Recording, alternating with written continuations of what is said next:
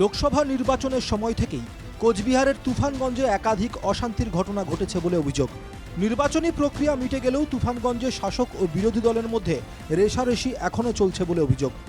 বৃহস্পতিবার রাতে অন্দরান ফুলবাড়ি ১ নম্বর গ্রাম পঞ্চায়েতের নয়নেশ্বরী এলাকায় দুই বিজেপি নেতার বাড়িতে হামলার অভিযোগ। বিজেপির অভিযোগ, তৃণমূলের আশ্রিত দুষ্কৃতীরা হামলা চালিয়েছে। শুক্রবার সকালে আক্রান্ত বিজেপি নেতা বিবেক দাসের বাড়ির সামনে উদ্ধার হয় তাজা বোমা। এসসি মোর্চার কনভেনার বিবেক দাসের বাড়িতে তৃণমূল আশ্রিত দুষ্কৃতীরা ২৫-৩০ জনের বাইক বাহিনী এসে তাদের বাড়িতে চড়া হয়। তার টিনের যে বেড়া আছে তার বেড়ার বাড়ি ভাঙচুর করে, রামদা বল্লম মানে লোহার রড সর নিয়ে তারা অতর্কিত হামলা করে। কখন আসে রাত্রে?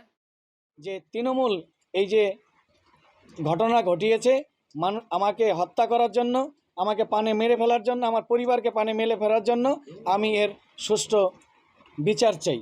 কি কারণে হতে পারে? আমি বিজেপি করি, এই কারণে। তৃণমূলের পাল্টা অভিযোগ, বৃহস্পতিবার রাতে এক কর্মীর বাড়িতে আগুন ধরিয়ে দেওয়ার চেষ্টা হয়। এদিকে বিজেপি নেতা বিবেক দাসের বাড়িতে হামলার অভিযোগ অস্বীকার করেছে তৃণমূল। এরকম ডায়াবেটিস দিয়ে আগুনটা ধরিয়ে দেওয়া হয়েছে। আমার ছেলে তো রাজনীতির সাথে যুক্ত। কোন দল করে? টিএমসি, তৃণমূল কংগ্রেস। তৃণমূল সে কারণেই কি বাড়িতে হতে পারে, এইটাই খুব। তাছাড়া তো আমার সাথে কোনো খুব থাকার কথা নয়। মূলক ভিত্তিহীন অভিযোগ নিয়ে আসর গরম করতে চাচ্ছে।